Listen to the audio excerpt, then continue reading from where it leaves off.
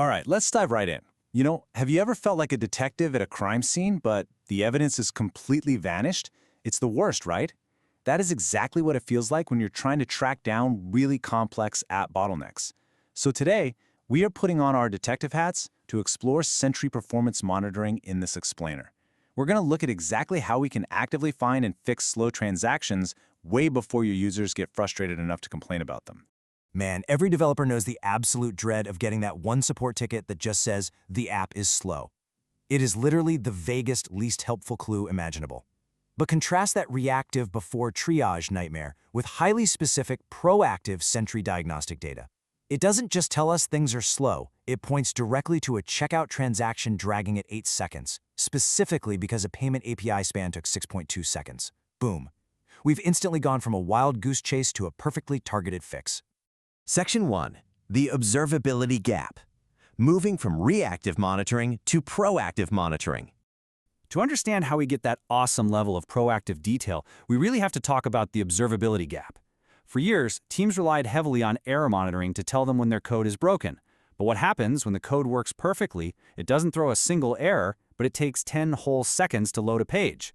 Well, that is the gap. To investigate these invisible slowdowns, we need some specific investigative tools.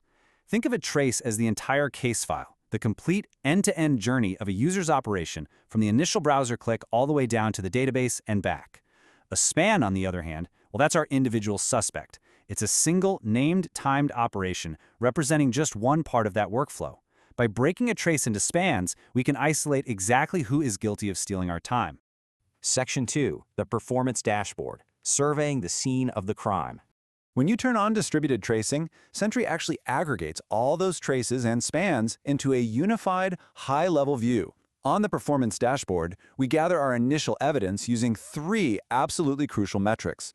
First off, we don't even look at average latency, because averages just hide the worst experiences. Instead, we look at P95 latency, meaning 95% of users experience this speed or faster. So if your P95 is 8 seconds, it means 5% of your users are waiting longer than that, which is huge. Next is throughput, or transactions per minute, showing us our traffic volume. And finally, ABDEX, which is an industry-standard ratio of satisfactory user experiences. Together, these metrics tell us exactly where to start digging. Section 3. Drilling into slow transactions. Following the data footprints.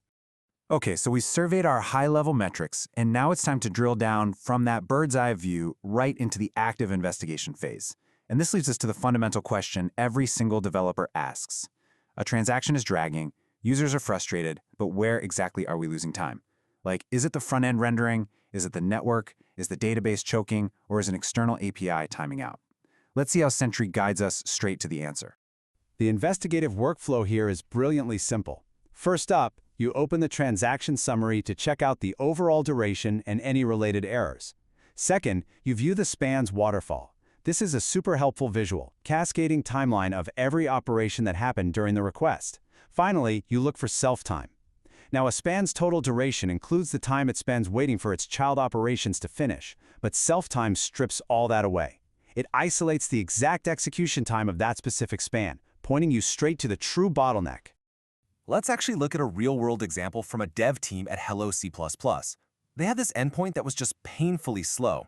Sentry's transaction breakdown revealed exactly where the time was bleeding out. Now, while some time was obviously expected to be spent compiling code via an API, they were totally shocked to see that database queries were consuming 33% of the total request time. The waterfall view showed them precisely which insert statement was the actual culprit. Section 4. Finding slow database queries. Interrogating the suspects.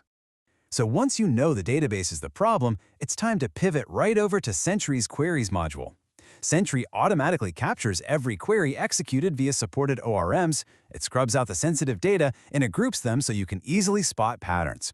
And one of the most common issues it flags automatically is the dreaded Ben+1 database query.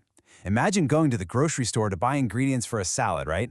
But instead of taking a list, you drive to the store for lettuce, drive home, drive back for tomatoes, drive home. That's an N+1 query. It's a single transaction triggering multiple repetitive, unbatched calls instead of making one efficient request. Jumping back to our Hello C++ success story, Sentry flagged an N+1 query issue in their code.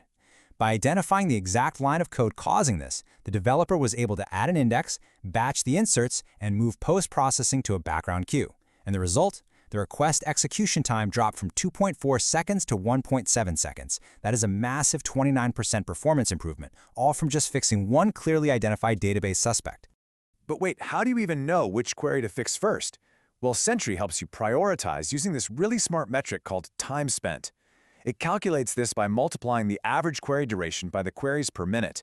This is absolutely vital, because a query that takes, say, 500 milliseconds but runs 10,000 times a minute is actually causing way more total system latency and user frustration than a query that takes 5 whole seconds but only runs once a day. It basically shows you what is slowing down the system the most over time. Section 5. Solving a slow checkout. Closing the case on a real support scenario. All right, let's bring it all together. Imagine that vague support ticket from the beginning comes in. Checkout is slow. We are going to use Sentry to close this case. If we pull up the trace for the slow checkout, we can follow the timeline. At 0 seconds, the request starts. At 1.5 seconds, the database authentication completes. You know, a little slow, but not the end of the world. At 1.8 seconds, the external payment API is called. And then, literally nothing until the checkout finally completes at 8.0 seconds. Boom! There it is, a massive 6.2-second gap. By looking at the spans, we can definitively see that the delay isn't in our front-end rendering, and it definitely isn't our database. It is a 6.2-second external payment API span that is completely ruining the user's checkout experience. We've got our smoking gun. So what started as a super frustrating mystery is now a highly actionable, developer-ready report. We know the issue is the checkout transaction. The culprit is the payment API. The total impact pushed our P95 latency to a totally unacceptable 8 seconds, resulting in a really high user misery score. And because Sentry integrates with source control, we can even see the exact commit in the developer who recently modified that payment logic. Honestly, no guessing, just fixing. This level of insight is a total game changer for team dynamics. Take this real-world quote from Yaron at the software company Yuki. After a deployment, they noticed a slow query.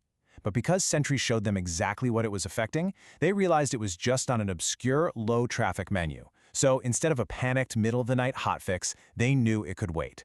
As Yaron says, Sentry lowers our blood pressure and helps us effectively prioritize. I mean, how great is that? So I'm going to leave you with this final thought to challenge your current setup. With modern tools, you probably know exactly when your code breaks and throws a massive error. But do you truly know when it's silently dragging, functioning perfectly, but making your users utterly miserable? By bridging the observability gap with distributed tracing and span analysis, you can finally find those slow transactions before your users ever do. Thanks so much for joining me on this explainer, and happy hunting.